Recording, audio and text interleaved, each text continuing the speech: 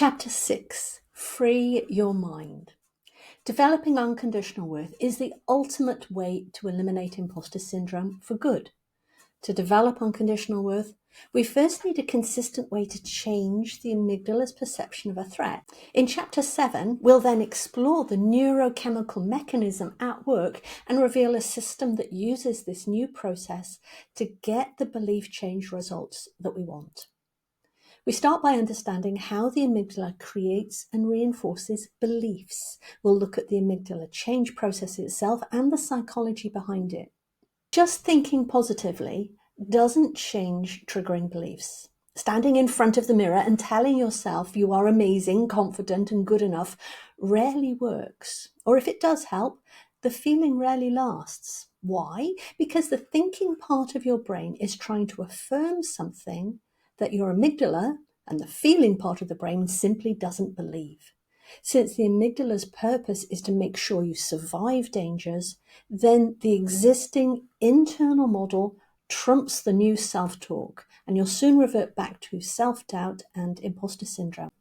We've seen in the last 4 chapters that the amygdala triggers the nervous system response. That is, our beliefs related to our survival are mediated by the amygdala. In fact, the beliefs related to our survival are stored in the amygdala. Therefore, changing a belief must include a permanent way to alter the amygdala's threat assessment. We first need to understand how the amygdala determines what constitutes a threat. Amygdala key. Some dangers are pre-programmed into the amygdala in our brain from birth. Although there are surprisingly few of these, they include deep growls from a predator, heights, and snakes. Other hazards are learned during childhood, such as fire, knives, and speeding cars. These are all physical threats that could kill or maim us. Children further discover what is a threat in their environment in many ways, including dangers taught directly. For example, be careful, that fire is hot. If you touch it, it will burn you. Those taught indirectly, such as comments they overhear from TV, movies, social media, and books, or what's said and demonstrated by the people around them. Other dangers they conclude from their personal experience or from witnessing someone else's personal experience. We can learn from any of the above, most of which we don't consciously remember. The amygdala also notes threats that are social, behavioral, and emotional, and treats them as if they were life and death situations too. For example, it takes the threat of isolation from a group seriously, which is why rejection and abandonment are primal fears buried deep within our psyche. The self-taught amygdala. In addition to innate and learned threats, your amygdala also creates its own list of dangers without any input from you. It constantly searches for new threats to add to its checklist of dangers. How does the amygdala decide which situations are dangerous? The answer lies in the emotions. When the brain perceives a threat, the amygdala stores a combination of the information from the senses and the emotion you felt at that time. That is, the brain creates a specific belief about that threat. Neuroscientists call these fear memories, but I refer to them here as emotion memories to emphasize the interconnectedness of emotion and memory. A strong negative emotion, such as fear, signals to the amygdala that there is something dangerous in your environment. The amygdala cannot tell whether an emotional response is due to a physical danger or social discomfort, such as feeling embarrassed. So it treats both as equally threatening. Both scenarios make the danger list that the amygdala continually scans alert to any hint that you might need to take life-saving action. Emotion memories. When we have a strong negative emotional reaction to an event, the amygdala effectively tags the sensory information coming into the brain as a possible indication of danger. In doing so, it takes note of all the senses, the sounds, the images, the taste, the smell, and the touch. It flags these elements as indicators of potential threats without our conscious involvement. We see this in the extreme with PTSD, where, for example, soldiers have experienced life-threatening dangers. When they return home, they might react to sounds that are normal for their home environment, but the amygdala has labeled the sounds as life-threatening. Thus, a classic PTSD response to a car backfiring is the soldier diving under the table because it sounds like an exploding bomb. Not because the ex-soldier thought about it logically, but because the amygdala responded to the loud noise before any thinking could occur. With the amygdala, anything similar to its list of dangers gets added too. In this way, your body can automatically be tricked into a fight, flight, or freeze state by situations that are merely similar to uncomfortable past experiences. And you can be triggered but have no idea why. Do you have any say? Everything on the amygdala's list of dangers will hijack your brain and flip you into fight, flight, freeze states before you can decide logically what's really a threat or not. This might sound like your amygdala causes you to freak out whenever the tiniest events happen, but there are levels of amygdala activation. You might have a mild flight reaction that you take a breath and can then ignore, or you might have a full-blown run screaming from the room feeling. It all depends on the level of threat that the amygdala determines and how active it is. Changing emotion memories. Consider what would happen if you consciously revised the emotion memories that constitute your amygdala's danger list and switched off the automatic reactivity to things that aren't a genuine threat. In your day-to-day life, you would become less reactive and more patient, less distracted and more present, less stressed and more energized, less defensive and more authentic, less self-critical and more resilient. Changing such an emotion memory must include changing the amygdala's labeling of the situation as a threat. The technique presented here permanently repatterns the amygdala by using the same biological process that it used to learn this threat in the first place, as we'll see in Chapter 7. This is a letting go process that systematically defuses the emotional charge of an old emotion memory. The amygdala is keyed to spot memories with a high emotional charge. However, after letting go, it stops seeing that event and those like it as a threat. Practically, this means that the situations that once triggered your nervous system no longer do so. Freedom from our past. When our thoughts are distracted by negative events from the past, such as failures or painful, uncomfortable situations, it has an impact on our present-day energy, resilience, and mood. This, in turn, has mental effects and impacts our productivity, focus, creativity, problem-solving ability, and decision-making. Curiously, the brain does not distinguish between memories and the present moment. When we remember a painful or hurtful thing from the past, the brain treats it as if it's happening right now, as if it's real. And this provokes the unconscious reactivity in us. Whether the event is large or small, if it triggers the fight, flight, or freeze response, then the body reacts as if it's in life-threatening danger. This affects us physically, and when the body continually reacts to past events, it turns into chronic stress. The letting go process releases the emotional charge, pain, that the event created in the past so that we don't replay it in the present day. The process is pretty straightforward, even though the neuroscience behind it is complex. To let go, we move through a carefully choreographed dance, deliberately shifting emotions from neutral to negative and then up to positive. It's not a purely intellectual process because we're using emotions to facilitate the amygdala change. And while it is possible to learn this process alone, it is far easier and more effective when you have someone to guide you through it. Letting go needs to be done in a specific order to be effective and update the emotion memory. But once we've done that, the emotional pain of the event is gone. The event becomes a fact that we can recall logically, but it doesn't disturb us emotionally anymore. James was unsure of this step, so I walked him through the letting go process. It took us just 20 minutes on a Zoom call. He started with a tricky situation that had bothered him for years.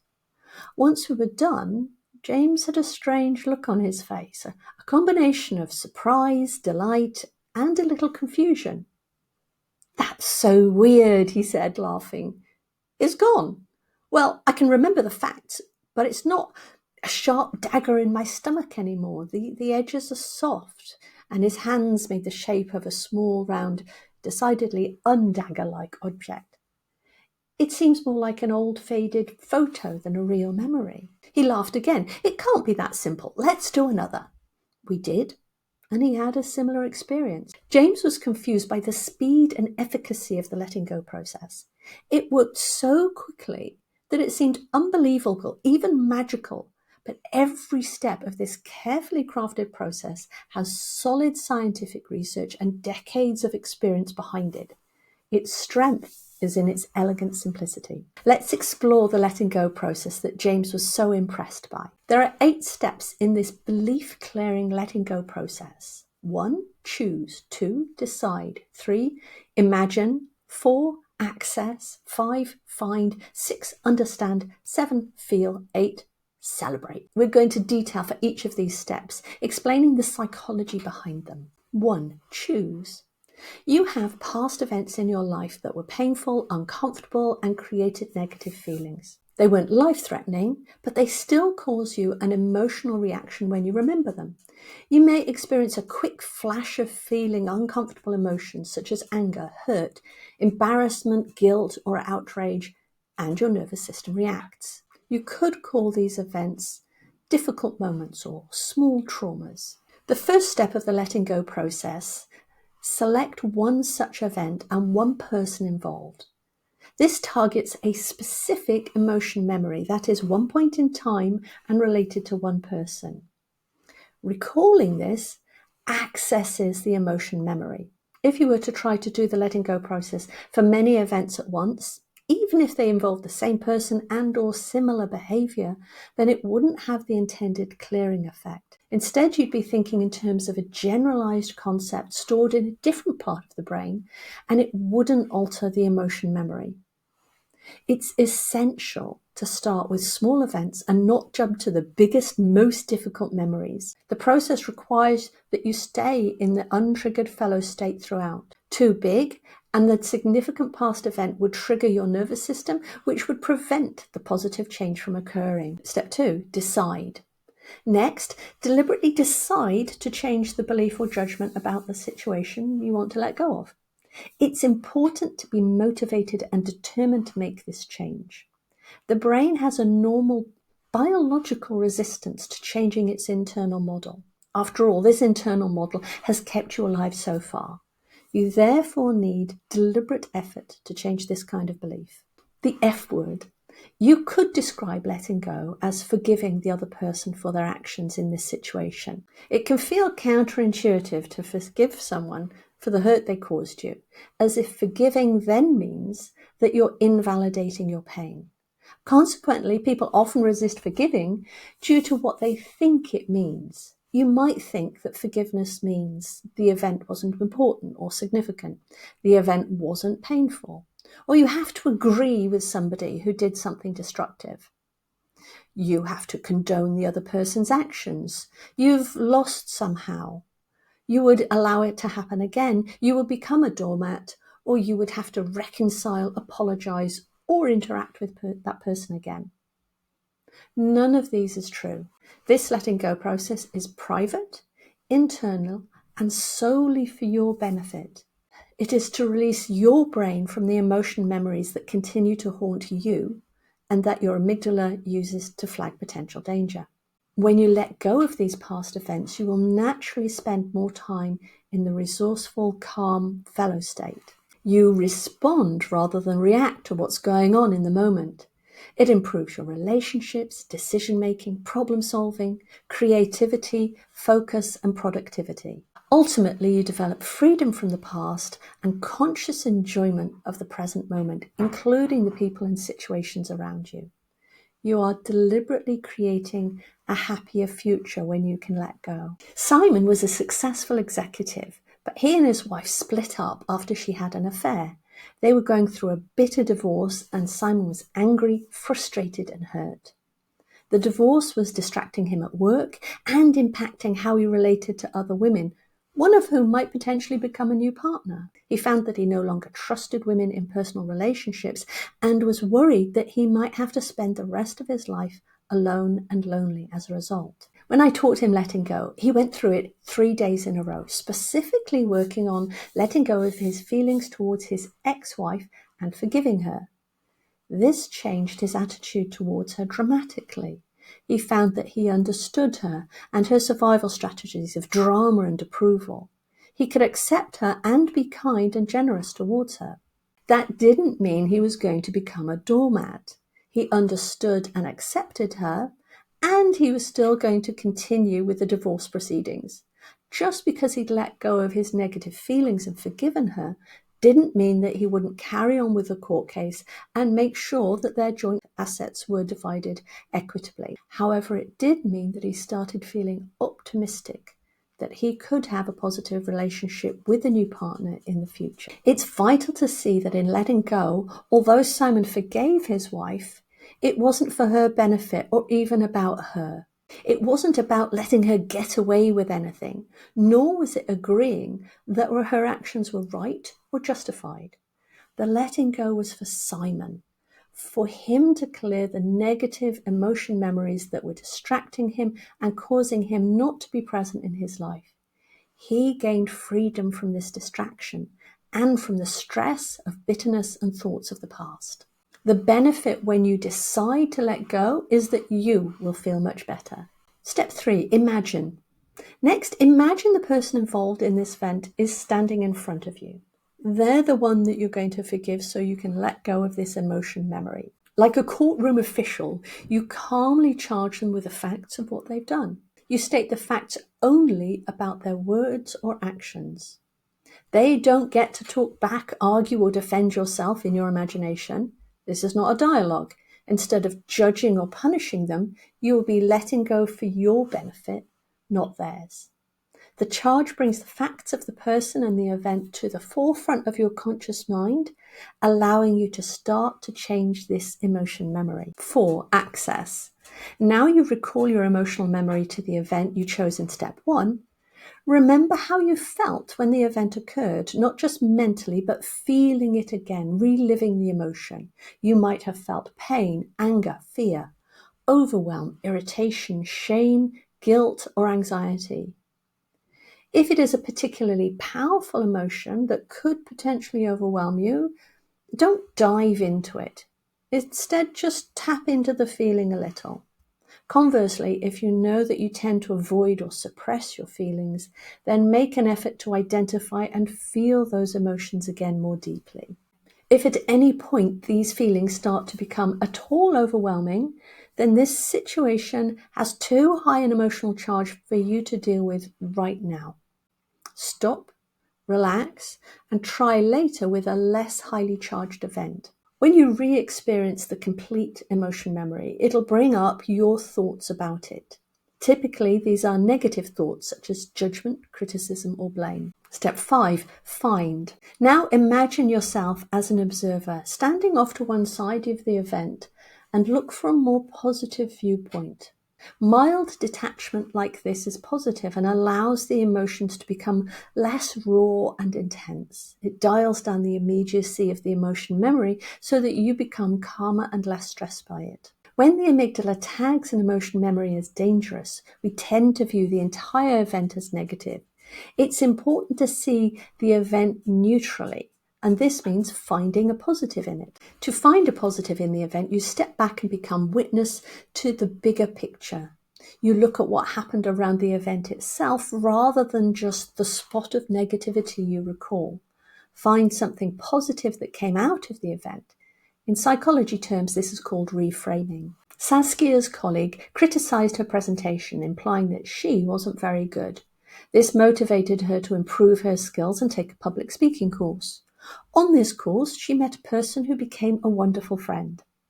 The negative event was the criticism, and the positive outcome was that she made a dear friend. Making a new friend is unrelated to the criticism and Saskia's reaction to it, but it is still something positive that came out of the colleague's original comment. This didn't mean that the colleague was right or that Saskia agreed with them. She could just see that there was something positive that rose from their action. A gift or a lesson for her came out of it. The gift or lesson can be a small positive. It's not intended to make up for the negative or to justify that the event was okay. You're not trying to balance the negativity of the event with the positivity that came out of it. The gift can come at a different time from the event itself. It might be years later when you look back and realize the lesson that can be learned from that experience. For example, imagine your family moved for work when you were a child. You hated the move and losing all your friends, but it meant you went to a much better school that you loved, and it has a positive impact on your education. You can see that as a positive. If at this stage you find it impossible to think of a gift or a positive lesson, then the event you've chosen is probably too big for you to let go of right now. Stop, take a break, and later choose a different, less painful event. Struggling to find a gift may also indicate that you need someone to help you to learn how to reframe the event. This reframing takes you out of the victim mentality. There's a big difference between being a genuine victim in an event and acting like a victim. Being a victim in the moment is experiencing pain and suffering. For all the world, we wish that such things didn't happen, but unfortunately they do. Acting like a victim, or victimhood on the other hand, is holding on to that feeling of hurt and suffering long after the event. Victimhood is black and white, having a perpetrator and a victim. It is a rigid view that gives you a feeling of being right and often righteous, and it brings a little sense of power. This rigidity is seductive because being right makes you feel less helpless. However, being right doesn't help you move on and let the situation go. In fact, victimhood ensures that you remain hurt and haunted by this situation years later so that you can continue to be right about it. Because of this, victimhood is toxic thinking that hurts only you. It is essential to step out of the victim mentality because it hangs on to the hurt in an attempt to punish the other person or to feel justified in hurting them back. Holding on to victimhood doesn't change what happened and doesn't hold the other person accountable. It does not achieve anything useful. It's like drinking poison and hoping the other person dies from it, as the saying goes.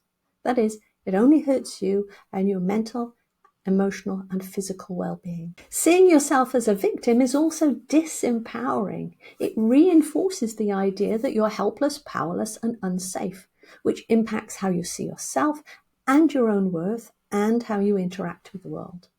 When you reframe the event to find a positive, you're starting to release that solid grip of victimhood because you can see that you have benefited in some small way. At this point, focus on feeling pleased about or grateful for this gift. Step 6, understand. Now that your brain is primed to change, you create a second reframe about why the other person did what they did. Rather than ascribing it to their personality or labeling them as a bad person, instead consider their actions to be a logical response based on their knowledge, beliefs and skills, as we saw in Chapter 5. Consider their survival strategies. Understand the other person as much as you can. This is the intellectual part of this reframing process. Your thoughts here help to change the way you feel about the incident through the deliberate process of reframing the other person's actions and assumed motivations. Consider which habitual survival strategy and or compensating behaviors that person used. Look at what was happening in the rest of their life and any stresses there. Think about what resources they had, including information, financial, mental, emotional, and physical resources. Which skills did they have or lack? Which beliefs did they hold? See the event from their point of view. Realize that their words and actions were a result of their habitual survival strategies, done so as not to feel worthless. Yes, their behavior was clumsy, inelegant, and maybe even ugly, but unconsciously, they were trying to feel better about themselves. Unfortunately, they might even have had the intention to hurt you, but behind that was still their desire to feel better in themselves. It might look like this event was about you. The other person might even have been pointing their finger at you, telling you that it's all about you. But when you recognize that it wasn't really, that their driver was unconsciously to avoid their painful feelings of worthlessness, it drains away the toxic sense of victimhood. Unwinding victimhood. Whenever you think of yourself as a victim, you put the other person into the role of a monster. As you start letting go, this view shifts. However, if you don't continue letting go and get right to the end of the process, then a little resentment will always remain. Therefore, letting go may require several rounds as you slowly release the victimhood. Releasing the victimhood often follows a predictable path. Monster to animal to human to like you to seeing their unconditional worth. You might start at different points along this process. Sometimes, for example, you might not regard somebody as a monster who you blame. Rather, you might be disappointed in them as a human being. But still, you feel some distance between you and them.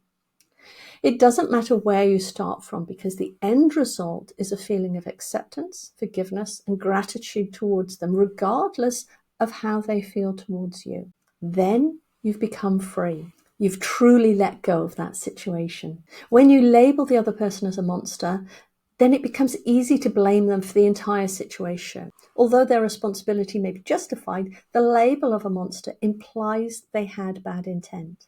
Many people view others as an enemy or monster, but it locks in the negativity and sense of victimhood.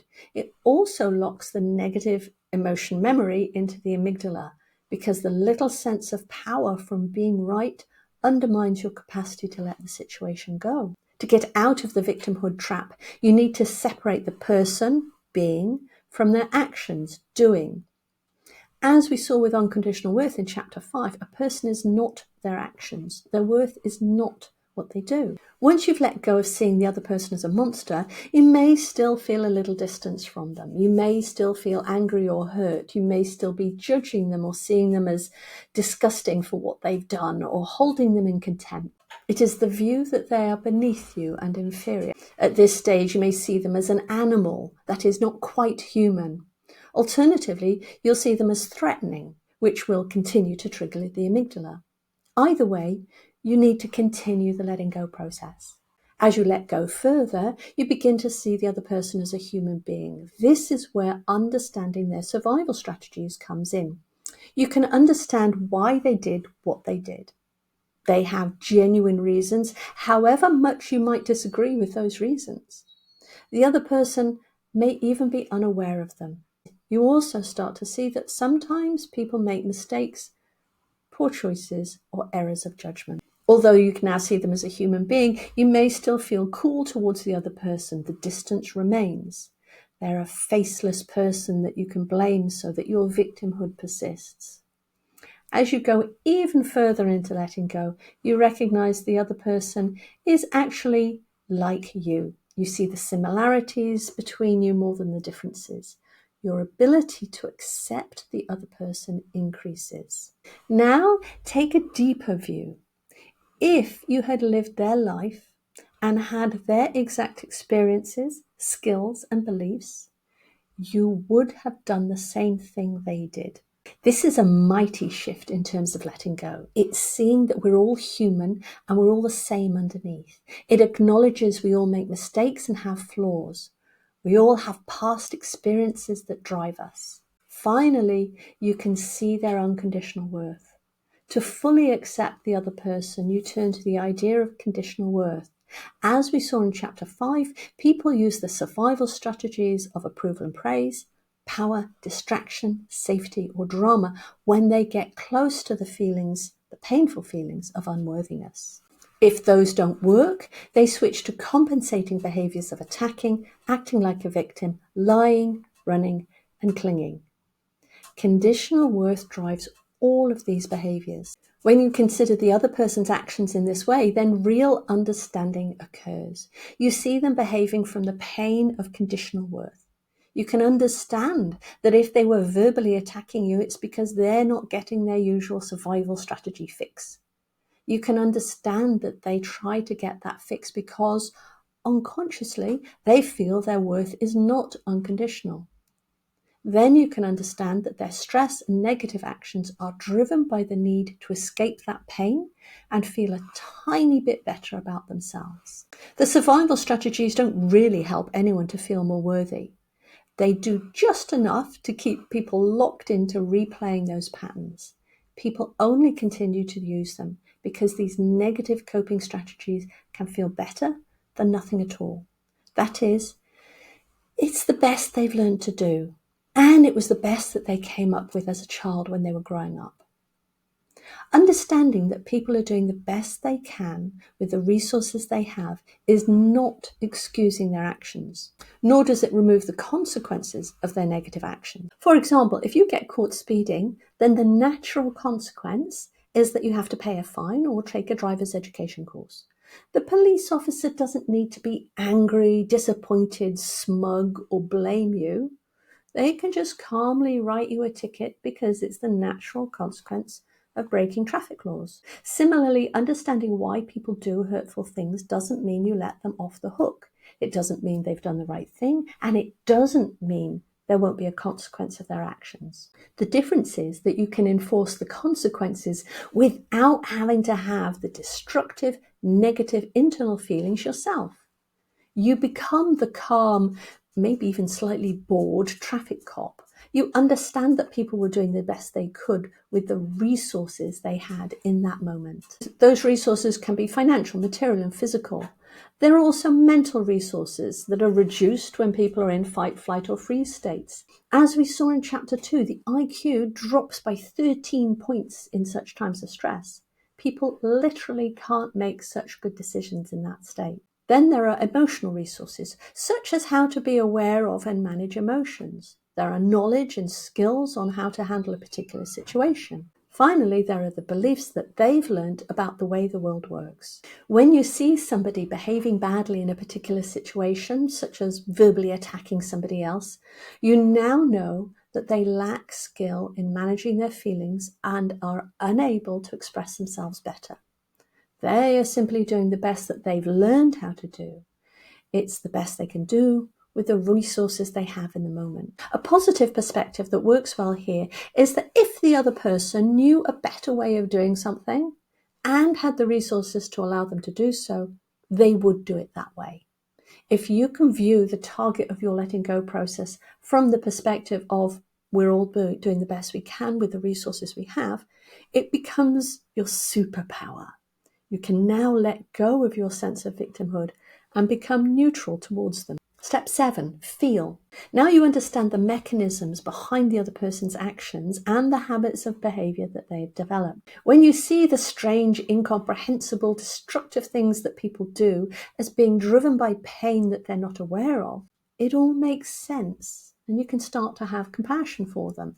How terrible must it be for them to be so reactive or hurtful or not see other options for their behavior? Not to have the skills to deal with their stress, anger, or fear. How difficult must it be for them to live with being constantly triggered by their environment? To have their emotions dictated by what happens around them. It's a painful, difficult, stressful and lonely way to live their life. If you don't rush this, then you'll feel relieved as you realize their actions don't define your worth. They were just reacting to their own internal pain. Your emotions towards them shifts to compassion. Even though the facts of the past haven't changed in any way, you're no longer locked into toxic victimhood and only one negative interpretation of the event. Step 8, celebrate. The last step is to generate more positive emotions to complete the change in your amygdala. The negative emotional charge is released and you can finally relax. To achieve this closure, imagine feeling grateful for having the other person as a teacher in your life. They've supplied an example that you can use to develop your letting go skills, at the very least. You've learnt to forgive them and accept their humanity, which sets you free. You understand that it's not about you, and the hurt feeling starts to dissolve. Their actions are no longer triggering a sense of you being worthless. Together, Compassion and gratitude raise your positive emotions higher than neutral. Experiencing these warm emotions while still remembering the facts of the previously painful event has changed the way that your amygdala processes it. The amygdala ceases to define it as dangerous. This means that you won't automatically fall into a rut of negative thinking the next time you're reminded of the event. Additionally, celebrate this shift. Jump into finally feeling free from the event. Congratulate yourself for this big change. Feel excitement for your future, free from it haunting you. A strong emotion of celebration fosters your feeling of calm and being cooperative. Gone for good. The letting go process we've explored here is a permanent shift in how you view this one event. It is not a mindset exercise that you need to repeat over and over. If you get to feeling compassion and gratitude and truly caring for the other person, then the work is done. In bringing yourself to this deep level of acceptance and compassion for them, you shift your overall memory of the event into the positive.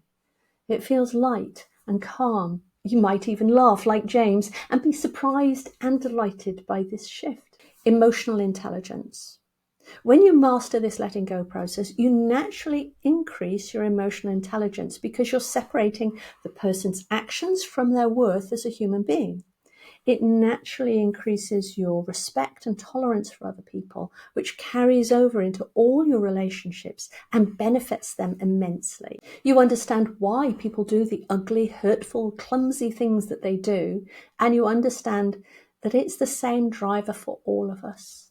You stop being a victim, blown around like a leaf in the wind by other people's behavior. When you can see their humanity and all their flaws, that sets you free. The letting go process described here is a hugely powerful tool to change your amygdala response to one event. Even by itself, it's therapeutic. However, we've not yet accomplished the goal of eliminating imposter syndrome and developing unconditional worth. For this, we need to use the letting go process in a systematic, targeted manner, as you'll see next.